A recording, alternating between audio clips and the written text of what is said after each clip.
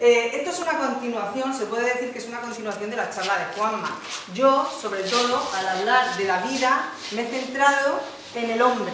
¿Por qué? Porque, como bien ha dicho Juanma, la vida emerge de cualquier entorno, ya sea ese entorno ácido, ya sea congelado o ya sea excesivamente caliente, ¿no? Pero tenemos que ver que la lucha entre la vida y la no existencia, siempre que haya un entorno propicio, la vida siempre va a encontrar ese hueco de salida. ¿Qué pasa? Que cosa distinta somos nosotros. Nosotros somos una raza muy peculiar.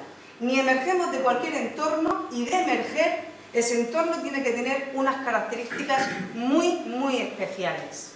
Mi charla se llama Acontecimientos cósmicos, pero son cósmicos y son planetarios. Y yo le he incluido también un término: son casualidades.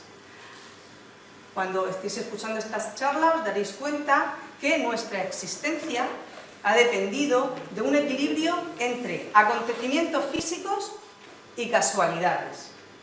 También os daréis cuenta por qué es tan difícil encontrar vida como nosotros en el universo conocido.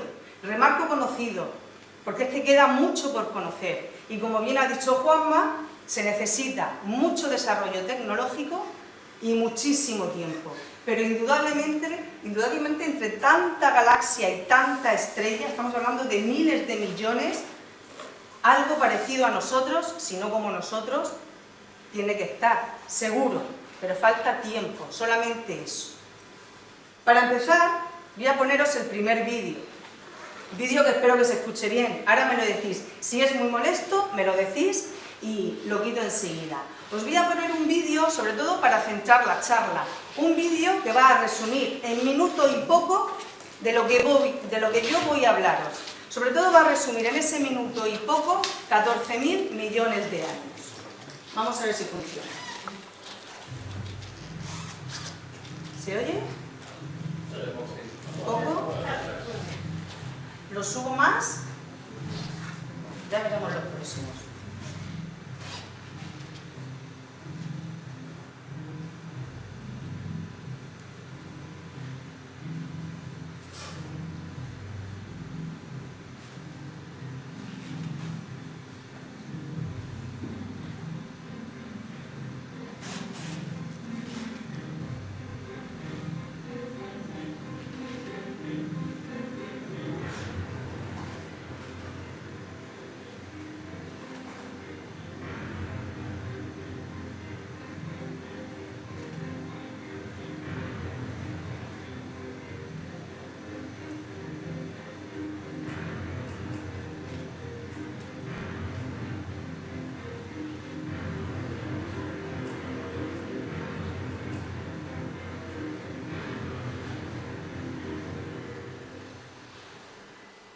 Bueno, a lo mejor lo conocéis. A mí esto me llegó por WhatsApp, me pareció curioso, es más largo, pero la verdad es que resumía muy bien lo que era mi charla. Pues vamos a empezar.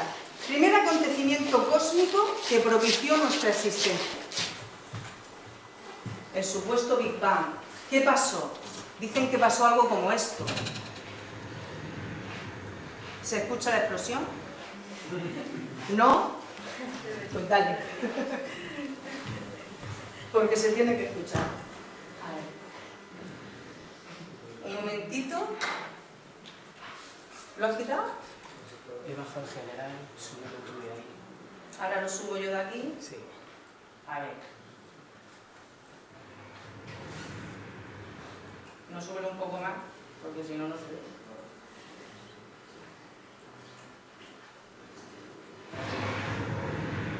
¿Mejor? Ya van 3 Big Bang, de aquí va a salir, vamos, va a salir de todo. Bueno. ¿Se oye? ¿Se sigue oyendo?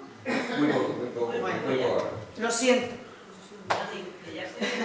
Bueno, de este supuesto Big Bang, y cuando digo supuesto, es que hay muchos detractores de esta teoría. Mirad, quiero que os quedéis con una cosa, bueno, con muchas, ¿no? Pero una de ellas es cuando hablamos de teorías. Nosotros, tanto mis compañeros como yo en este curso, no damos por real ni por cierta ninguna teoría. En física todo es cambiable, lo que vale ahora, dentro de X años, si sale algo nuevo que se adapta mejor, pues es lo concluyente. ¿Qué es lo que pasa con la teoría del Big Bang? Que los detractores de esta teoría dicen que ni fue grande ni fue una explosión. No pudo ser grande porque de aparecer algo, apareció un puntito, una singularidad, algo más pequeño que un átomo. Y por supuesto no hubo explosión, no había aire que transportara el sonido. Entonces, ¿por qué lo seguimos dando como válido? Porque lo que sí tiene la teoría del Big Bang es que se ajusta a algunos de los parámetros físicos que rigen el universo. Por eso mismo, ya está. Pero si dentro de unos años aparece un cerebro, un cerebrín, que aporta una teoría que se ajusta a más parámetros físicos o que lo demuestra totalmente que es la teoría verdadera, esa teoría será la concluyente y el Big Bang desaparecerá. Pero ahora nos vale. Pues bueno, los defensores de la teoría del Big Bang dicen que de ese Big Bang no solamente salió el espacio y el polémico tiempo, salió toda la energía que vamos a necesitar durante toda nuestra vida. Salieron partículas elementales que se unieron para formar átomos, que esos átomos se unieron para formar moléculas y que esas moléculas se unieron para darle forma a todo lo que nos rodea y sobre todo a nosotros. Pero cuando digo se unieron, ¿quién los unió? ¿Cuál fue el pegamento? Pues el segundo acontecimiento cósmico fue, si sale, vale, va a pasar de todo hoy. Bueno, fue la gravedad, la gran escultora del universo. Os daréis cuenta por qué la llamo escultora del universo. ¿De dónde salió y cuándo salió? Bueno, pues los defensores de la teoría del Big Bang lo que dicen es que en una 1000.000.000ésima de segundo después del Big Bang, eso lo dicen ellos,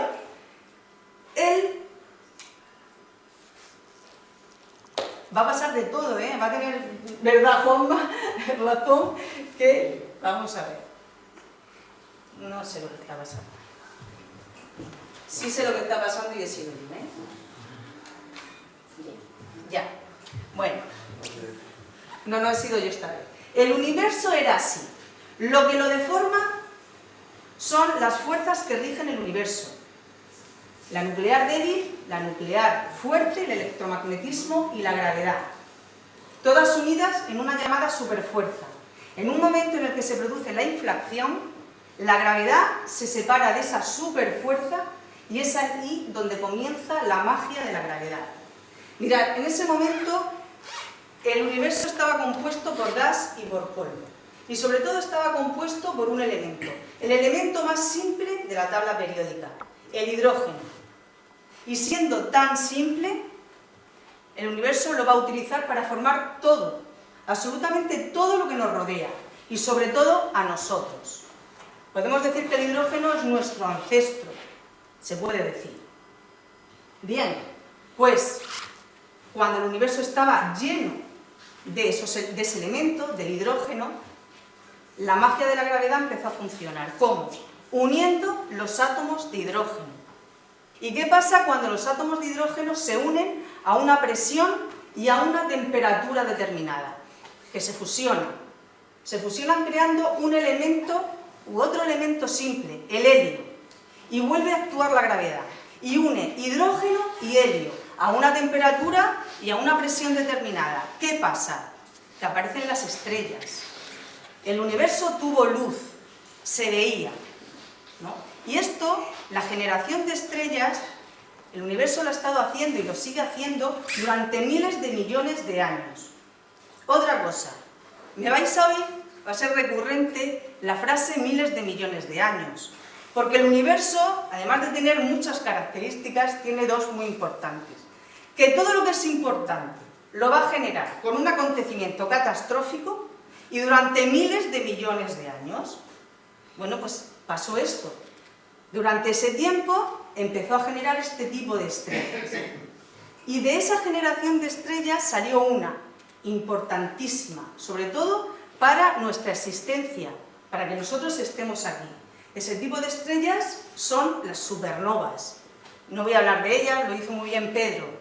Yo os voy a hablar de una curiosidad de la supernova, cómo se muere esa estrella. Mirad, cuando una supernova se muere, es una estrella que tiene de 10 veces la masa del Sol, se muere con una gran explosión. Característica, que empieza a mandar al universo ingentes cantidades de materia, como estáis viendo aquí. ¿Y eso en qué lo notó el universo? Cuando empezaron a explotar tantas supernovas. Lo notó en el cambio de composición del universo. El universo pasó de tener una composición de elementos simples, como era el hidrógeno y el helio, a tener una composición de elementos pesados. Pesados como el nitrógeno, como el carbono, como el hierro, como el oro, el cobre. Nosotros, la típica frase que decimos somos polvo de estrellas, es verdad. ¿Por qué? Porque de estas explosiones de supernovas ha salido el flúor, por ejemplo, de nuestros dientes, el calcio de nuestros huesos, el hierro de nuestra sangre ha salido de las estrellas. Por lo tanto, claro que somos polvo de estrellas. Bueno, pues durante millones, miles de millones de años han estado explotando supernovas y llenando el universo de todos estos elementos pesados. Bueno, pues, ¿qué pasó? Que la gravedad empezó a ejercer otra vez esa magia, juntando todos esos elementos pesados a una presión y a una temperatura determinada, y que se creó otro acontecimiento, para nosotros importantísimo, es nuestro entorno, creó el sistema solar. Fue todo mucho más complicado, pero resumiendo, fue así. Y dentro de ese sistema solar hay unos cuerpos que nos han ayudado, unos a aparecer, otros a sobrevivir y otros a evolucionar. El primero, el Sol. Tampoco voy a hablar de él. Habló de él muy bien Antonio Martínez. Yo os voy a hablar de una casualidad del Sol. Mirad, el Sol, tenemos la suerte de que está a una distancia que nos permite vivir en el sitio donde estamos. Si estuviera más cerca, estaríamos abrasados. Si estuviera más lejos, estaríamos congelados. Se mantiene a una distancia que nos permite estar en esa zona de habitabilidad donde el agua está líquida. Para que pueda emerger la vida, como ha dicho Juanma, el agua siempre tiene que estar líquida. El Sol nos proporciona eso, además de muchísimas cosas más. ¿Qué más objetos intervienen en nuestra aparición? Una, en el que estamos ahora, la Tierra. Pero la Tierra apareció así de bonita, así de azul, de marrón, de redonda, con sus noches, sus días, sus estaciones del año, con su atmósfera, su oxígeno. Todo lo contrario, la Tierra al principio era una gran bola de fuego, eran mares de magma, era un planeta totalmente inhabitable. Entonces, ¿qué pasó para que un planeta como este, inhabitable, se transformara en esto que veis aquí? Pues pasó un objeto, pasó la Luna. Tampoco voy a hablar de la Luna, ya lo hicimos Víctor y yo, y de todos los beneficios que nos aportó la Luna, que fueron muchísimos. Yo de la Luna os voy a dar un dato más, que creo que no lo dije, más que de la Luna, del impacto. ¿Qué pasó con ese impacto? Antes de hablar de él, os voy a poner un vídeo, que no sé si se oirá bien, ya me lo diréis, para recordaros cómo se formó la Luna y sobre todo que os quedéis en ese impacto.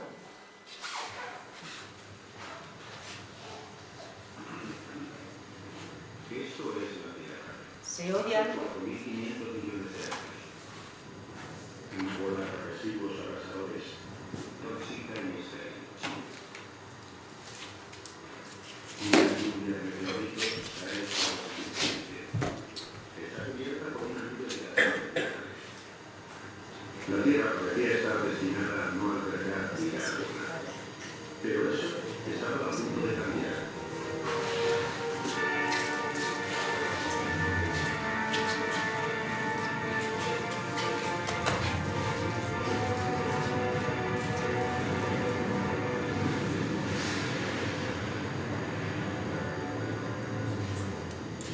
Otro asteroide, Cea, chocó con la Tierra y ambos conglomerados se fundieron, creando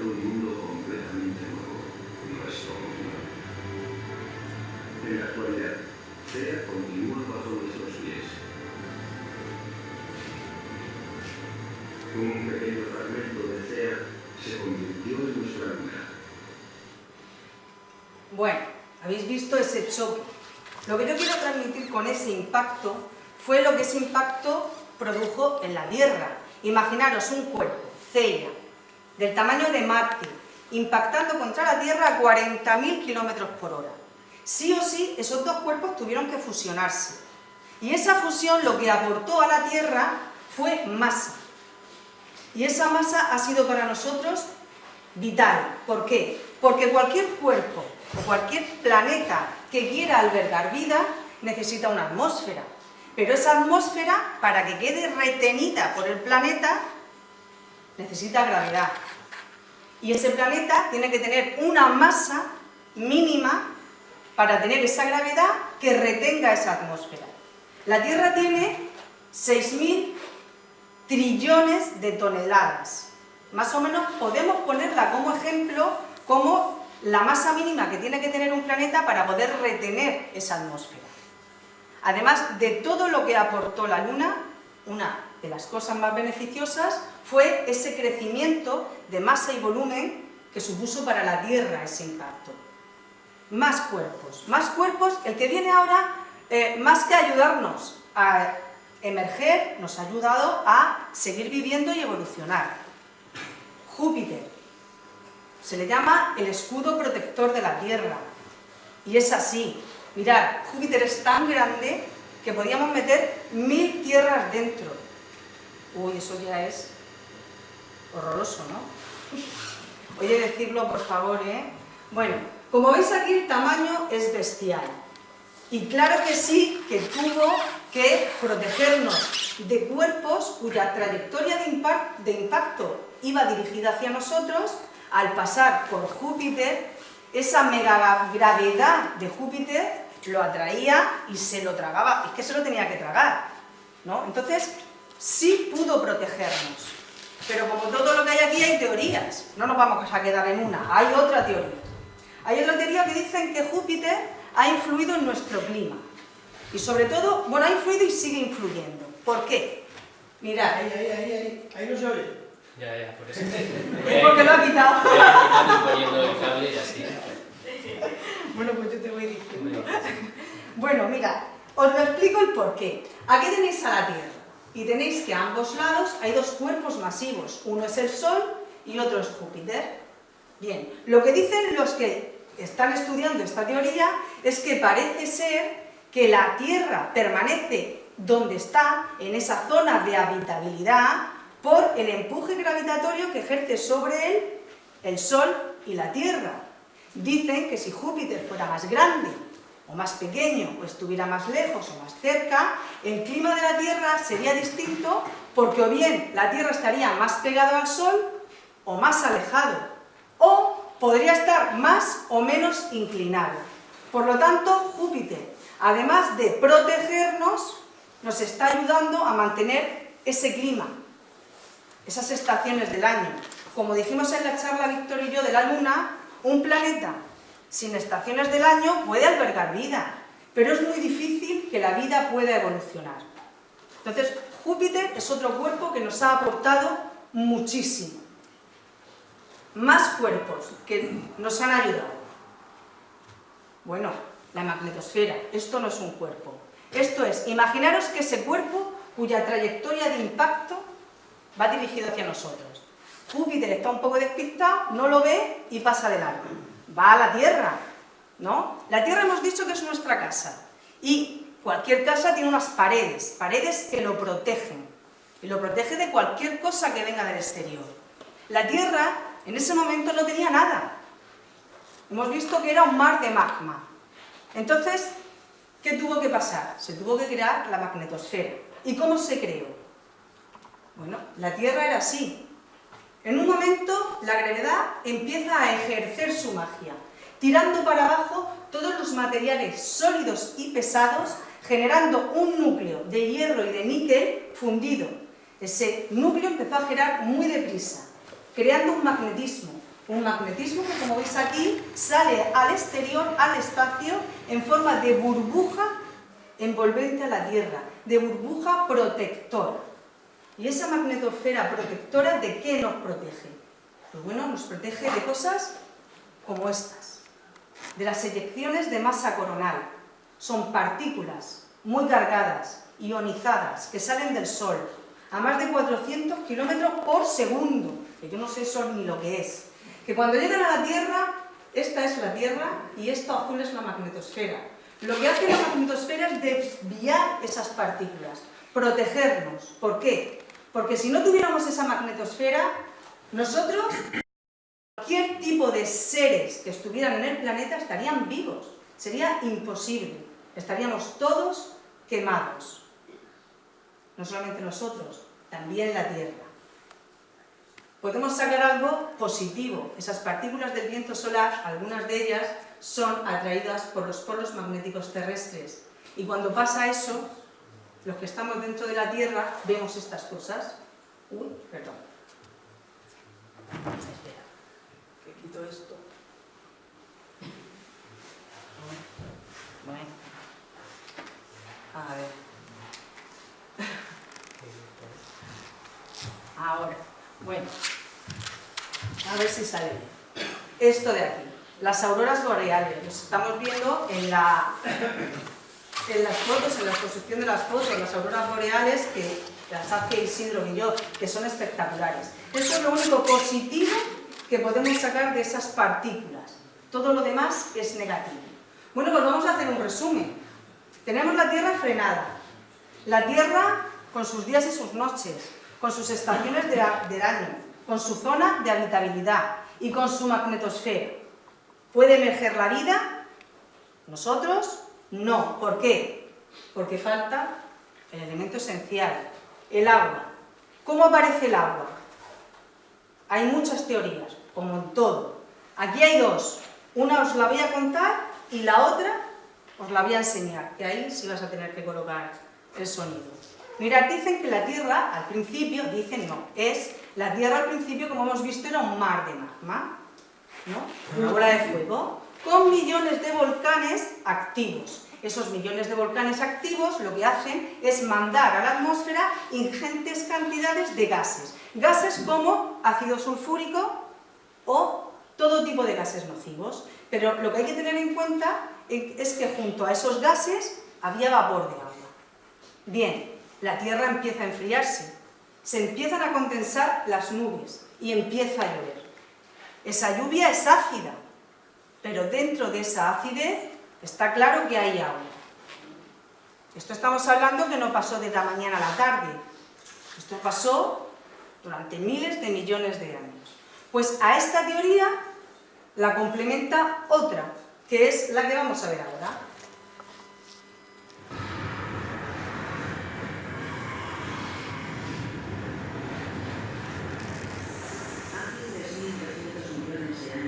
Sufrimos el ataque de los restos que quedaron de la formación del sistema solar.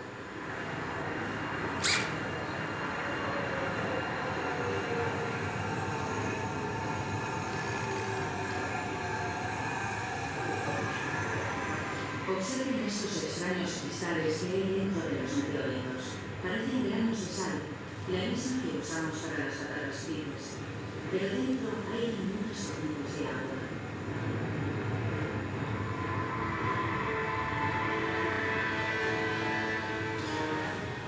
Parece que estos mortíferos misiles podrían contener el ingrediente vital de la vida en la Tierra.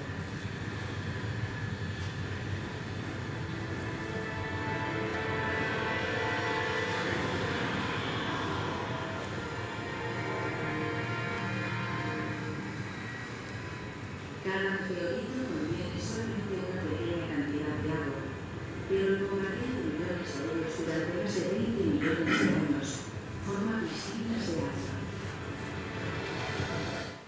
Bueno, esto es otra teoría, como en todo. También se ha descubierto este año y se sigue estudiando que probablemente el agua no vino de los cometas. El último estudio, el que se ha hecho con el cometa Churyumov-Gerasimenko, se ha visto que la composición del agua de ese planeta y de muchos que se han estudiado no mantiene la proporción de deuterio e hidrógeno que tiene el agua en la Tierra. Por lo tanto, ahora están diciendo que el agua probablemente pudo venir de asteroides. Pero bueno, esto es otro misterio más. Se logrará al final solucionar pero parece ser que algo tan probable como era que el cometa, que es hielo, fuera el que trajo el agua, pues no es así. Bueno, pues tenemos, además de todas las características que hemos dicho antes, tenemos el agua. Sí o sí la vida emerge. Y fue así. ¿Por qué? Porque además de todo, en ese agua, en esa sopa, había moléculas. Y había una, la ha hablado Juanma de ella, el carbono. El carbono es el elemento químico de la vida. Es tan importante que sin el carbono el ADN no puede existir. Sin el carbono, la gran diversidad biológica que tiene la Tierra no existiría. Y por supuesto nosotros menos. Sería imposible. Pero emergió la vida. ¿Pero qué tipo de vida? La primera vida que apareció en la Tierra fue bacteriana. Es más, el reinado de la bacteria duró miles de millones de años. Son los que más han estado en el planeta reinando y siguen encima de nosotros. Esas bacterias fueron evolucionando hasta que se llegó a un tipo de bacteria muy especial, un tipo de bacteria que logró sobrevivir consumiendo la energía del sol y por ende creando el producto de desecho más importante del mundo, importante sobre todo para nosotros. Se creó el oxígeno. Estas son las cianobacterias. Y ellos empezaron, durante todo ese tiempo que os he dicho, de miles de millones de años, a mandar oxígeno a la atmósfera, llenar la atmósfera de la Tierra llena de oxígeno. Esto posibilitó otro nuevo acontecimiento que para nosotros ha sido vital, que es la creación de la capa de ozono. Nosotros no podemos vivir sin esa capa de ozono. Eso ha sido facilitado por el oxígeno. La capa de ozono nos protege de esas radiaciones ultravioletas de alta frecuencia que nos llegan del Sol y dejan pasar las radiaciones ultravioletas de onda larga, que son las que posibilitan la vida en la Tierra y sobre todo las que posibilitan la fotosíntesis, esencial para nosotros. Bueno, pues ¿qué pasó? Que cuando la Tierra se llenó de la cantidad suficiente de oxígeno, la vida adquirió tamaño y complejidad y ya empezó a evolucionar a pasos agigantados. Tan deprisa que hace 600 millones de años pasó esto, la explosión cámbrica. Esto es el Big Bang biológico. Aquí empezaron a aparecer miles de seres vivos nuevos que empezaron a evolucionar. ¿De ahí salimos nosotros? No, no estábamos ni pensados todavía. ¿De dónde salimos nosotros? Pues lo he dicho al principio. Cuando el universo quiere formar algo importante, lo hace ¿cómo? Con un acontecimiento catastrófico y miles y millones de años para crearlo. Nosotros no vamos a ser menos. Nosotros venimos de una extinción. Y además de los 5 que ha tenido la Tierra, venimos de la última, de la que se produjo hace 65 millones de años. Se produjo algo como esto.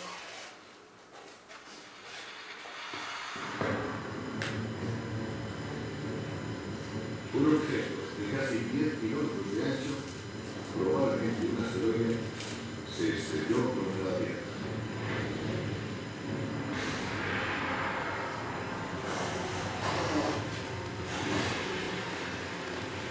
Nubes de polvo bloquearon la luz solar y las temperaturas cayeron en picado. Todas las criaturas de más de 50 kilogramos de peso se extinguieron.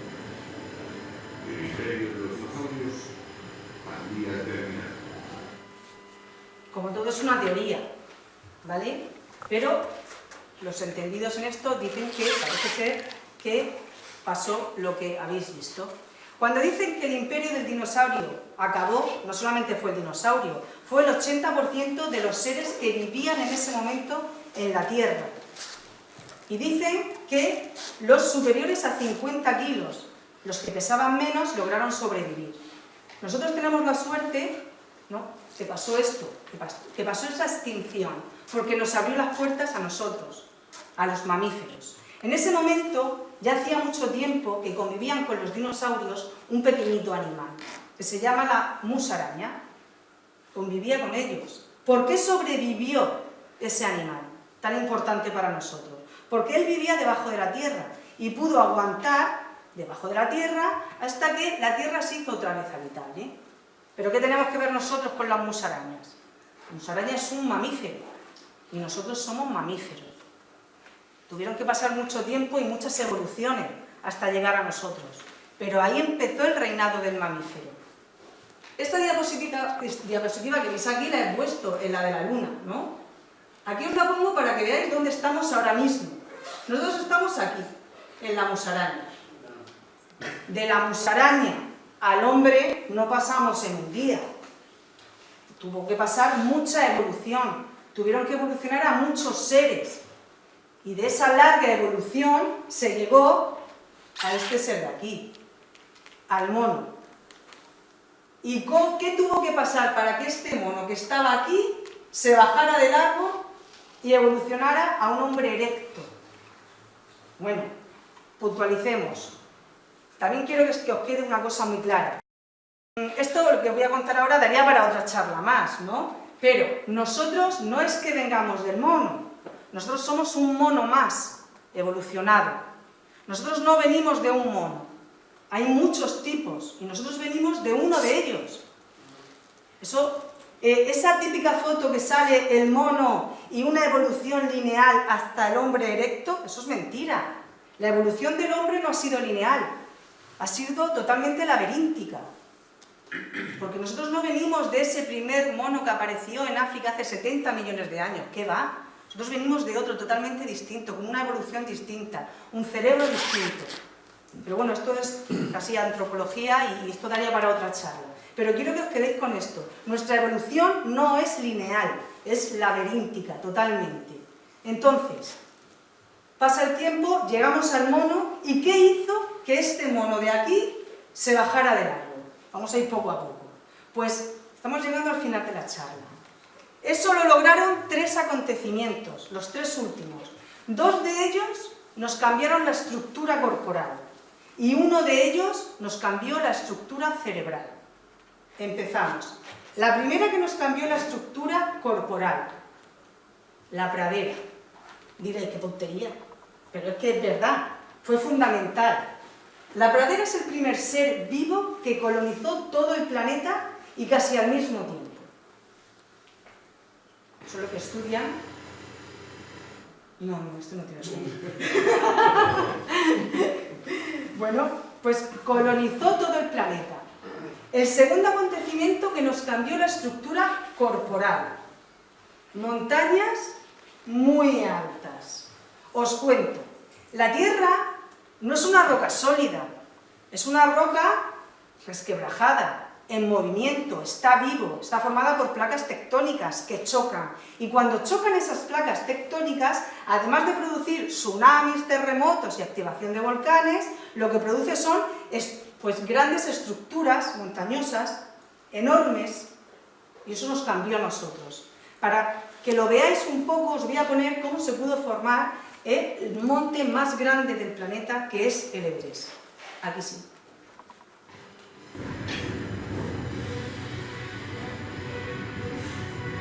Las leyes de la Tierra pueden moverse por los continentes a sus espaldas. La India se traslada al norte, hacia Asia.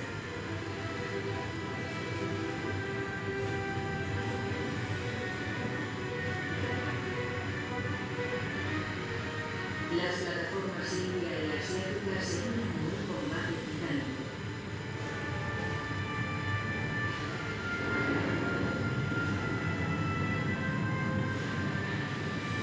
Ninguna gana. Ambas comienzan a engarzarse. Lo que no hay fuerza oceánico se levanta a lo largo de una línea de 2.500 kilómetros.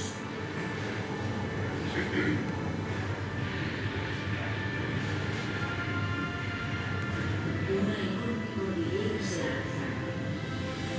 1.500 metros. 4.500 metros.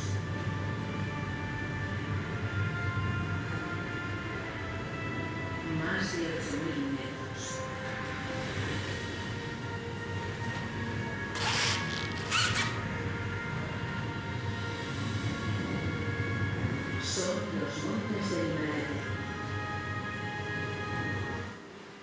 Bueno, ¿en qué ha influido en nosotros estos dos acontecimientos? El primero se dieron cuenta después, el de la pradera.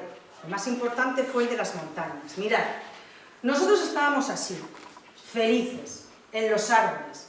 Teníamos lo que queríamos, teníamos comida. Si se gastaba la comida, no teníamos que bajar, saltábamos de un árbol a otro. Teníamos un clima y un lugar súper frondoso. La verdad es que el entorno, el marco era súper bucólico. Encima estábamos siempre arriba, teníamos una visión periférica de todo, protegido de los depredadores. Pues entonces, ¿qué pasó? ¿Por qué bajamos? ¿No? Pues bajamos sobre todo porque nosotros estábamos viviendo en África Oriental y sobre todo ese marco incomparable nos lo ofrecía donde estábamos. Estábamos al lado del mar. Y del mar nos venía esa humedad que hacía que esa selva fuera frondosa, ese clima, esa humedad. Pero claro, ¿qué pasó? Que dos placas tectónicas empezaron a juntarse. Y cuando se juntaron, empezaron a crear estructuras montañosas muy altas. En África, normalmente casi todas las montañas superan los 4.000, 5.000 kilómetros. Pues pasó eso, que empezaron a crearse estructuras montañosas por donde estaba el mar. Al crear ese muro de 5.000 metros, la humedad no entraba, el clima no entraba, el aire no entraba. ¿Y qué le pasó al entorno? Que pasamos de tener un entorno bucólico a una sabana árida, seca. Entonces el mono sí o sí tuvo que bajar porque si no se moría de hambre. Y al bajar se dio cuenta del problema de la pradera. ¿Por qué? Porque iba a cuatro patas y cuando bajó vio que no veía y se tuvo que levantar, sobre todo porque no veía los depredadores que le venían. Él no estaba acostumbrado a eso. Entonces por necesidad se tuvo que levantar. Ahí ya empezó, ¿no?, a cambiar nuestra estructura corporal. Pero es que cuando se levantó la cosa no mejoró. ¿Por qué? Porque vio que el próximo árbol donde tenía que ir estaba súper lejos. Entonces tuvo que echar a andar. Y ahí fue donde cambió todo. Nos volvimos bípedos. La bipedación, algo característico en la raza humana. En todos los homínidos, ¿no? No es algo característico nuestro, perdón. En los homínidos, ¿no? Y echó a andar. Una característica de la bipedación es que empezamos a andar. ¿Pero éramos hombres? Pues no. Andábamos erectos, pero el cerebro seguía igual. Éramos animales. ¿Qué nos cambió? ¿Qué nos cambió el cerebro, la estructura cerebral? El último acontecimiento de la charla, el fuego. El fuego es una característica que solamente la tiene la Tierra. Ya está. Hay otros planetas que tienen rayos, que tienen magma, lava, pero el fuego, como es el fuego, solamente lo tiene la Tierra. Además tiene el combustible para generarlo y el elemento para avivarlo y mantenerlo, que es el oxígeno. Pues ¿qué pasó? Que el Homo sapiens, que había perfeccionado ya cómo utilizar el fuego, se empezó a dar cuenta de que si cocinaba los alimentos, estaban muy buenos. Y empezó a cocinarlo todo. Todo lo que caía en sus manos lo cocinaba. Él no se estaba dando cuenta del cambio cerebral que estaba sufriendo. Y es que cocinar un alimento es pura química también. Tú coges un alimento, cuando lo cocinas, lo que sufre ese alimento es una descomposición, se descompone y genera calorías. Esas calorías lo que te generan son energía. Y esa energía lo que estaba provocando es sustentar cerebros más grandes. El Homo sapiens se estaba volviendo más inteligente, pero no se estaba dando cuenta. Claro, a medida que iba comiendo de esa manera y el cerebro le iba creciendo, se iba volviendo más curioso, se iba volviendo más inteligente a la hora de mirar las cosas. Yo supongo que él miraría de manera distinta, miraría al cielo y se preguntaría cosas, se preguntaría de todo. Tuvo que haber una evolución preguntativa. Cuanto más comía, más inteligente se hacía, más preguntaba. Y yo supongo que alguno de ellos tuvo que hacerse esta pregunta, sí o sí, ¿qué hay más allá?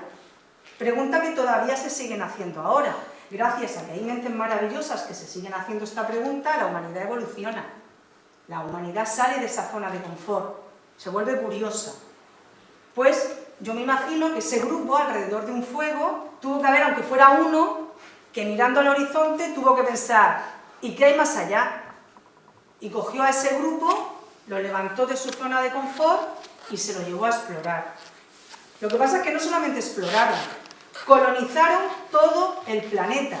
El Homo sapiens, después de la pradera, es el segundo ser vivo que ha colonizado todo el planeta y encima de todo se ha adaptado a todos los entornos del planeta. A todos. Es el único Homo que lo ha hecho. Y cuando nos adaptamos a la Tierra, alguien tuvo que hacerse la misma pregunta. ¿Qué hay más allá? Y entonces se fueron a la Luna. Y la pisaron físicamente, estuvieron ahí. Y se siguieron haciendo la pregunta, y se fueron a Marte, ya no físicamente, pero estaréis conmigo que llevan 40 años explorando Marte. Marte es el planeta más cartografiado. Se sabe el planeta entero, el hemisferio sur al hemisferio norte entero, todo lo que tiene. Y hubo una mente maravillosa que dijo, en los años 70, que dijo, bueno, es el sistema solar interior, con sus planetas rocosos, más o menos los conocemos. Yo quiero saber qué hay más allá. Yo quiero conocer el sistema solar exterior, con sus planetas gaseosos. Este fue Carl Sagan, y en 1977, creo que fue, las Guayas, a explorar. Y gracias a eso empezamos a conocer el sistema solar exterior, Júpiter, Saturno, Urano y Neptuno. Y junto a esa pregunta de qué hay más allá, el hombre se ha hecho siempre otra, que se la sigue haciendo, y es ¿de dónde venimos? Y gracias a esa pregunta este año, pues el hombre ha marcado un hito, ha posicionado la sonda Philae, en un cometa llamado Churyumov-Gerasimenko. Os he hablado antes de él, sobre todo del agua. Y algunos diréis, pues vaya hito, ¿no? No tiene mucha importancia. Posicionar una sonda en un cometa, bueno, sí, pues es una misión que ha estado 10 años. Y se mandan sobre todo porque hay astrónomos científicos que siguen pensando que estos cuerpos, tanto los asteroides como los cometas, guardan en forma de hielo y de polvo esa composición química de la nube, como esta, de la cual todos procedemos, y que investigando, ¿no?, esa composición pueden dar respuestas a esas miles de preguntas que se está haciendo el hombre desde que es capaz de explorar el espacio. Y ya para terminar, esta foto, no sé si la conocéis, algunos sí. Mirad esta foto que veis aquí, esto lo he tenido que rodear porque si no, a lo mejor, no sé si lo veis lo que es. Esto es una foto y este puntito de aquí es la Tierra. Esto es una foto que sacó la Voyager 1 en 1990 de la Tierra cuando estaba a 6.000 millones de kilómetros. Esto que veis aquí es la Tierra. ¿Por qué pongo esto? Porque ante esa majestuosidad del universo, nosotros somos ese punto azul pálido que decía Carl Sagan. Es más, Carl Sagan escribió un libro sobre ese punto azul pálido, que os lo aconsejo que lo leáis, que está muy bien, la verdad.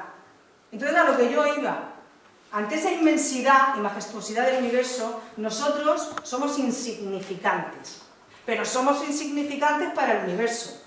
¿Por qué? Porque, como dijo Carl Sagan, nosotros somos el único medio para que el cosmos se conozca a sí mismo. Pero no es que seamos el único medio, es que somos los únicos, por ahora, que pueden resolver dudas y somos los únicos que pueden dar luz a esos grandes misterios u oscuros misterios que guarda el universo. Y, bueno, yo por mi parte he terminado.